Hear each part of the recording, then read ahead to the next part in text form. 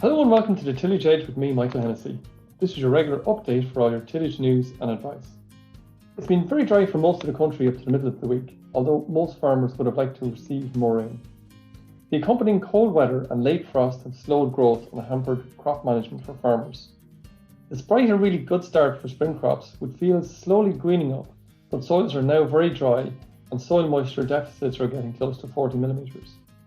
I'm delighted to be joined today by Eoin Lyons, who's an advisor on the Teagasc Boortmalt joint programme and based in Wexford, and Veronica Nyham, who's a tillage advisor in Laois. Veronica, can I first come to you and ask you how spring crops are progressing in your area? Around this area, we're pretty much a stronghold for malting barley. So a lot of the spring crops around here are that. There's huge variation in sowing dates. So we've some early sown crops went in there in early March, and they are early to mid tillering at the minute. They would have established well.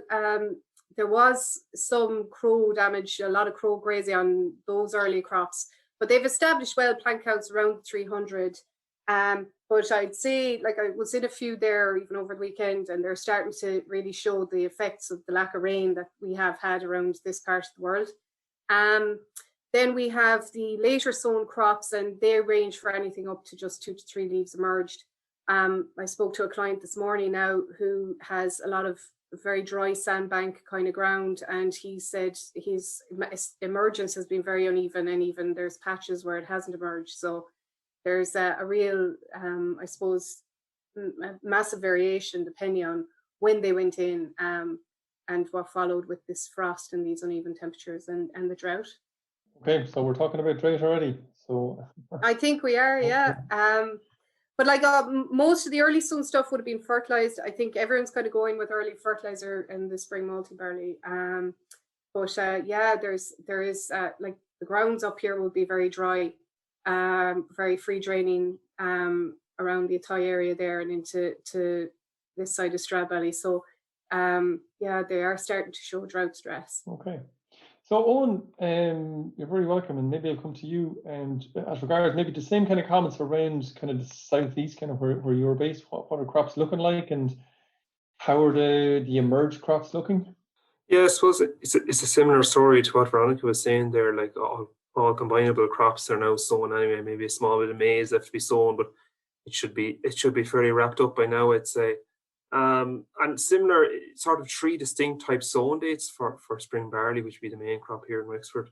Kind of started there. There was a window in early March where some growers on the very dry soils were able to drill spring malt and barley. But I suppose it was difficult to try and get soil to dry out at that time, and it has impacted establishment, especially where parts of the field that were heavily trafficked during sown and things like that. Establishment rates are back a bit, and crops there kind of ranging around the 250 plants per metre squared, so a bit below where you want to be. I suppose the main type sown date for them spring crops were around that mid-March time, and in around kind of 17th of March to the 25th. And these crops are looking very well now. They're just about starting to tiller at the moment, and 300 plants per metre squared regularly showing up in these crops. I suppose then there was sort of a third sown date for the rest of the spring barley on some heavier soils down South Wexford, and these kind of crops are sown. They're sown about 10 days to 14 days, and they're just emerging there now. So look, I don't think we're in a situation down the southeast where moisture is an issue just yet. It's not far away, but seabeds, I suppose, they weren't overly dry when crops went in, and that's standing to them now that there is still moisture down at the root base of these crops. So look, we could do with rain fairly quick, but I don't think just at the minute that they're short of moisture. Okay. So just a quick word then around, I mean, the surface of ground is very dry at the moment, and a number of farmers might be looking to apply nitrogen to that spring barley. Considering how dry it is it advisable? And maybe when you think about that, or you're answering, maybe have a think about the malt and barley side of it. Is there a cutoff point for the malt and barley as well?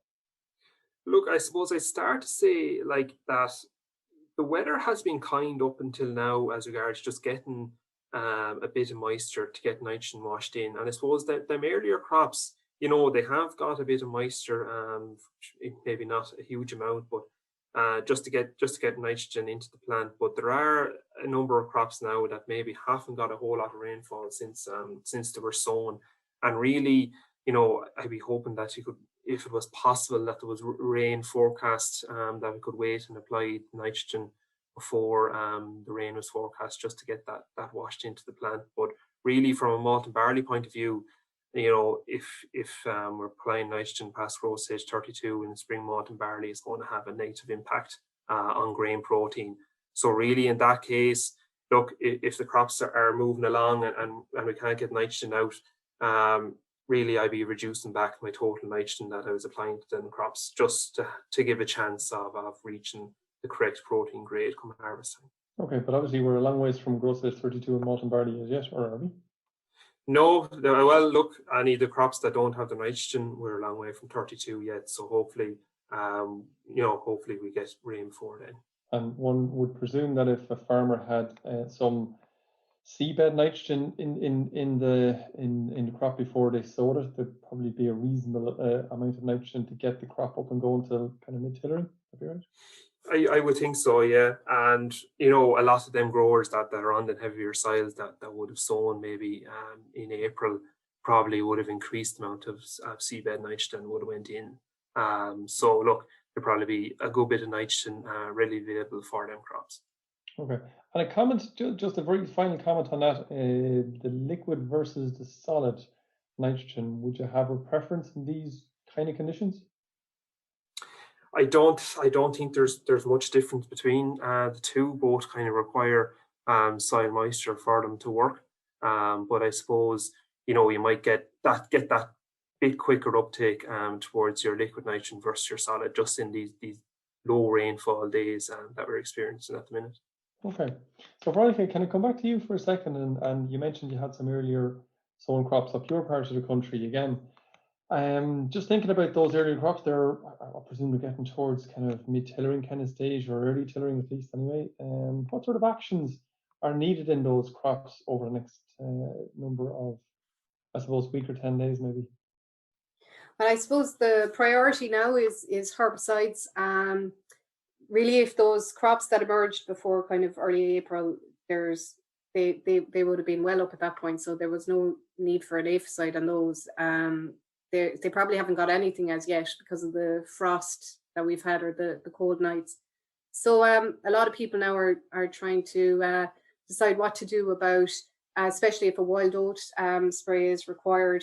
So I think the options really are, if you want to go with your wild oat spray first, you have to wait 7 days before you can come along then with your SU and partner for your broadleaf weeds.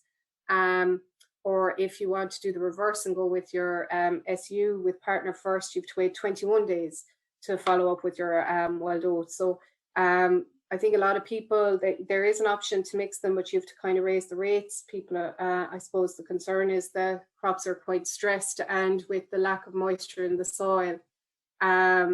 So I suppose for my own at home, we'll probably be going with the Axial Pro pretty quick now, and following it up then afterwards with the SU and partner. But we wouldn't have a massive amount of resistant weeds to deal with, so that's another factor to take into consideration as well.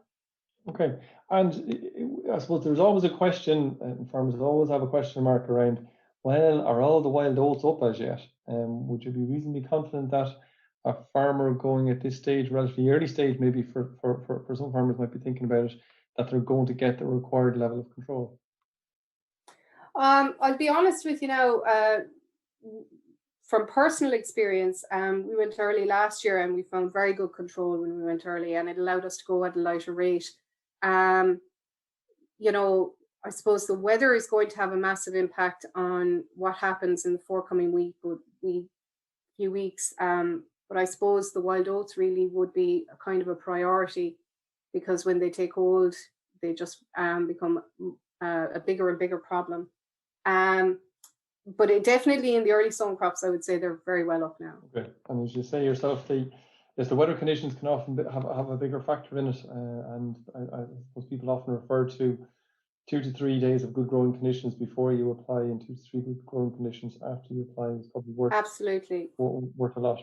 There's still we've warm days, but there's still a strong temperature drop at night. And when you mix that in with the lack of water in the soil, like these are stressed conditions. So I just be very careful about tank mixes and what you're putting onto the crops. Okay. So Veronica, maybe you just switch a little bit to winter cereals around your area, and what sort of stage are the winter wheat, barley and oats at the moment? So winter wheat are pretty much around 31, 32. The leaf 3, it varies. A lot of the crops I'd be walking around here are the Graham winter wheat, and I've seen everything from just leaf 3 starting to emerge to it being 50, 60% emerged. And they're very clean at the minute. The frost slowed things down, but there isn't a massive amount of disease in them.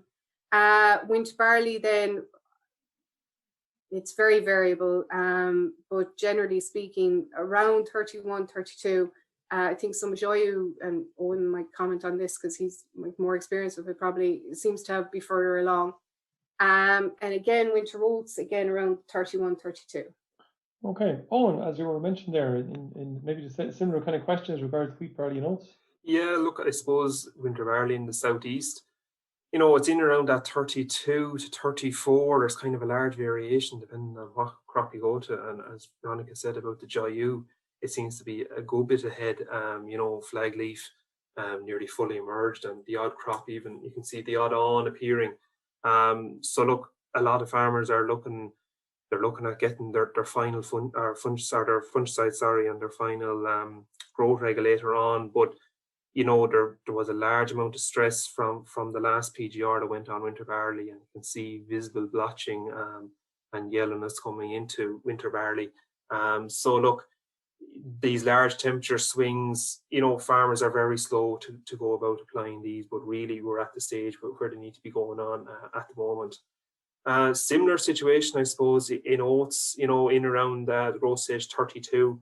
So look, PGR as well, and the fungicide, with similar story with the stress and the large temperature swings causing issues with getting spraying carried out. And then finally with wheat, then, it's in around 31 heading for 32. But septoria seems to be fairly low down in the canopy of the crop. And I suppose similar on all disease on wheat, barley and oats, that crops seem to be very clean for the time of year, with maybe only a small bit of wrinkle appearing on barley, but really nothing to be concerned about. Veronica, just you might have a comment on the winter wheat. You mentioned you walked a good bit of Graham around your part of the world, and it's I think you mentioned it was only peeping, leaf 3 is only peeping to about 50-60% out. What sort of level of disease is there, and when do you think the main fungicide could be lined up for? It's kind of like what Eoin said there. It seems to be there's some septoria evident in the lower leaves. Didn't see much yellow rust up around here in any of the Graham crops, a little bit in Bennington. So most winter wheat hasn't any spray got as yet. I did see 1 or 2 that went early, and you can see the effects of putting it out with the swings in temperature. So they're very clean. A lot of people are kind of holding off because of last year. They're kind of more reactive than proactive, I would say. But the swings in temperatures, people, I suppose the second PGR would be due around now. So I think with the cold nights, people have held back with the cycocel. The fungicide is due leaf 3 when it's fully emerged. The research would suggest that it's the time to go with your azole and your STHI or QII, and with the multi-site included to protect for septoria. So it'll be probably towards the end of the week, will it be at the earliest by the time? Yeah, I would think so. From what I've seen of the crops I've seen. As I said, some people have gone, or I see sprayers driving around the place to beat the band. So I think everyone's kind of nervous just after this long spell of cold weather. And again, with this kind of lack of rain, people are anxious to get out and get things on, People do get itchy feet when they're sitting inside too long. Absolutely, want to that's get out and it. about. But I suppose, look, you probably still is, as you mentioned before, that the ideal target is when that third last leaf is fully out. Yeah, and I have yet to see a crop with it fully out, but you know, I'm not working every crop, so I can't say for sure. But I haven't seen one with the leaf tree out yet. And there's other considerations, I suppose, with the amount of crops that farmers might have and that kind of thing too. Absolutely, yeah. Okay. We might just finish off finally, maybe Eoin, with yourself, just to take a slightly different crop, beans. Some of them are up, or most of them are up, I suppose, by now. Is there any issues out there, pests or weed issues that farmers should be aware of? Yeah, look, I suppose just to start, just the bean area seems to be back on what with growers and what it was last year, maybe a reaction to the way the yields went last year. But for the crops that were sown, I suppose most in the southeast were drilled in that window that came in early March. And, you know, seabeds were fairly good for drilling beans at that time, and most got rolled. So really, establishment and weed control has been excellent from the crops that I've seen. So they're off to a really good start.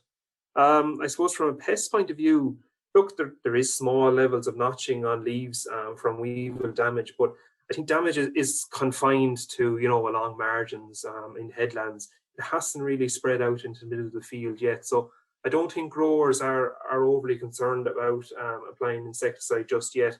But I think, look, as temperatures rise, you know, activity of weevils might increase, or it will increase, I suppose, and you know, control and insecticide will probably be considered in. Well, thank you very much for that. Veronica, thanks very much for your time. I know you're very busy at BPS with farmers as well at the moment, so thanks to both of you for your time, and hopefully we'll be able to get back to you again later on in the year. That's it for the podcast this week, and my thanks to Eoin and Veronica for joining me on the show. The Teagasc Crop Agronomy webinar series continues next Tuesday, May the 4th at 11:30 a.m. We're going to cover some of the impacts of the dry spell on crop management, and also how to get the best from your plant protection products. For more details, go to www.teagasc.ie. Don't forget, if you like this podcast, recommend it to a friend or colleague, and as always, rate, review and subscribe on Apple Podcasts or Spotify so you never miss an episode. And for more farming news, go to teagasc.ie. I'm Michael Hennessy, thanks for listening. I'll be back next week with more tillage news and advice.